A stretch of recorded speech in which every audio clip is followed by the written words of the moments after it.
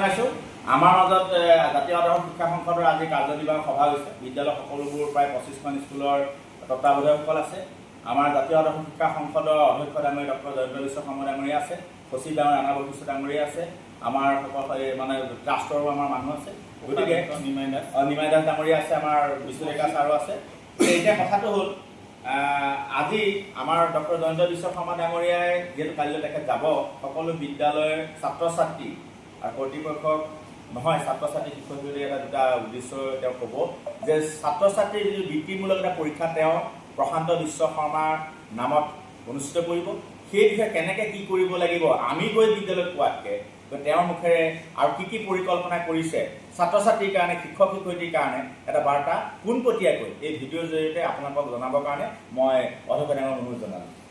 আমি বহুখিনি কথাই আলোচনা কৰিলোঁ আজি, কিন্তু মই দুটা কথা কওঁ, বেছি কথা ক'ব নালাগে। একেবাৰে যিটো একশ্যন পইণ্ট বুলি কয়, আমি আমাৰ জাতীয় বিদ্যালয়ৰ অধীনত 25খন স্কুল, প্ৰায় 3-4 হাজাৰমান ছাত্ৰ ছাত্ৰী আছে।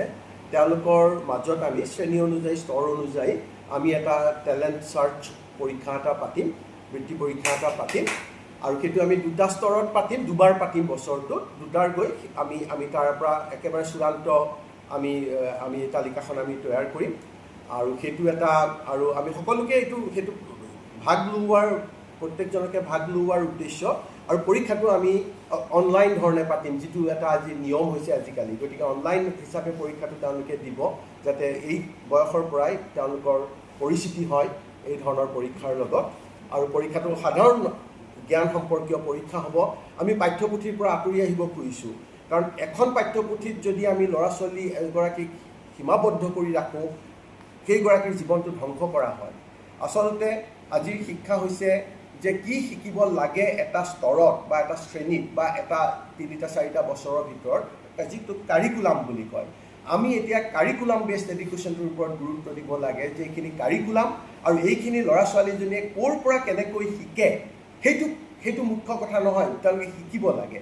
তেওঁলোকে স্কুলে দিয়া পাঠ্যপুথিখনৰ পৰাই সেইখিনি কথা শিকিব নোৱাৰিব।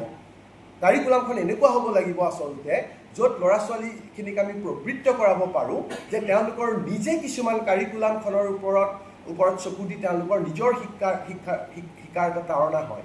আজি কি হৈ আছে, কাৰিকুলামখন ল'ৰা ছোৱালীয়ে নেদেখে, সেইখন অদৃশ্য। সেইটো কেনেধৰণৰ কথা? প্ৰথম কথা হ'ল, ল'ৰা ছোৱালীখিনিক আমি প্ৰথম দিনাই আমি কাৰিকুলামখনৰ কথাহে ক'ব লাগিব, যে এই শ্ৰেণীত 5ম বৰ্ষত বিজ্ঞানত তোমালোকক আমি এইখিনি কথা শিকাবৰ কাৰণে আমি পৰিকল্পনা কৰিছোঁ। এইখন কাৰিকুলাম, এইখিনি তোমালোকৰ শিকাৰ দায়িত্ব। আৰু এইখিনি যদি তোমালোকে আমাৰ পাঠ্যপুথিৰ পৰা নিশিকি বেলেগ ধৰণেও, বা মই শিক্ষক মোৰ পৰা নিশিকি যদি তুমি বেলেগ ধৰণেও ইউটিউবত চাই হ'লেও তুমি শিকি লৈছা, তোমাৰ কাম কৰা হৈ গ'ল। তুমি 3 মাহ 4 মাহ ৰখি থাকিব নালাগে চন্দ্ৰত কি আছে কি নাই শিকিবৰ কাৰণে। তুমি সেইটো আজি অলপতে এপ'লোৰ নাছা মিছন হ'ল। এই নাছা মিছনটোত যদি ল'ৰা ছোৱালী এজনীয়ে যদি গোটেই কথাখিনি প্ৰথমৰ পৰা শেষলৈ যদি মনোযোগ দিয়ে, তাতেতো গোটেই পৃথিৱীখনৰ ভূগোলৰ বিষয়ে আধা কথা কাৰিকুলামৰ এবছৰৰ সমস্ত শিক্ষাটো 7 দিনৰ ভিতৰতে শিকা হৈ যায়। গতিকে এই ধৰণে এটা পথত যাব পৰাকৈ আমি বৃত্তি পৰীক্ষাটো আমি অনুষ্ঠিত কৰিম। আমি ল'ৰা ছোৱালীক আগতেই আমি জনাই দিম যে এইবাৰৰ এইটো শ্ৰেণীৰ এই পৰীক্ষাখিনি এই বিষয়ভিত্তিক হ'ব, আৰু তেওঁলোকৰ সেইখিনি শিকাৰ দায়িত্ব নিজে হ'ব। এইটো এটা আমি বৃত্তি পৰীক্ষাৰ ধাৰণা এটা আমি কৰিছোঁ। আৰু দ্বিতীয়তে আমাৰ শিক্ষক শিক্ষয়িত্ৰীসকলৰ কাৰণেও আমি এটা অনলাইন পাঠ্যক্ৰম এটা কৰিম, আৰু ফেচ টু ফেচ পাঠ্যক্ৰমো আমি কৰিম। আৰু শিক্ষক শিক্ষয়িত্ৰীসকলকো আমি যিখিনি মই ছাত্ৰ ছাত্ৰীৰ উদ্দেশ্যে মই ক'লোঁ, তেওঁলোকেও এইটো বুজিব লাগিব যে তেখেতসকলে নিজেও এখন পাঠ্যপুথিত সীমাবদ্ধ থাকিব নোৱাৰে। গতিকে আজি আমি সেইকাৰণে সিদ্ধান্ত লৈছোঁ যে স্কুল কৰ্তৃপক্ষই তেওঁলোকৰ লাইব্ৰেৰীত প্ৰত্যেকটো শ্ৰেণী শিক্ষকৰ প্ৰত্যেকটো বিভাগ, প্ৰত্যেকটো ছাবজেক্ট আৰু ক্লাছ অনুযায়ী অন্ততঃ 3খন সংসদৰ পাঠ্যপুথি তেওঁলোকে যোগান ধৰিব পাৰিব লাগিব শিক্ষক শিক্ষয়িত্ৰীগৰাকী, যাতে অকল আমাৰ সংসদৰ পাঠ্যপুথিখনৰ পৰাই নপঢ়াই শিক্ষক শিক্ষয়িত্ৰীয়ে CBSE, মই নাম ধৰি নকওঁ, 10খন আছে যদি 10খন সংসদৰ, তাতে আনকি ইংলেণ্ড আমেৰিকাৰো যদি আমি আজিকালি PDF কিতাপ উপলব্ধ আছে, মই ইংলেণ্ড আমেৰিকাৰ আমি বৰ্ডৰ কিতাপো এটা কপি আমি দিয়াত কি বাধা আছে? একো বাধা থাকিব নোৱাৰে নহয়।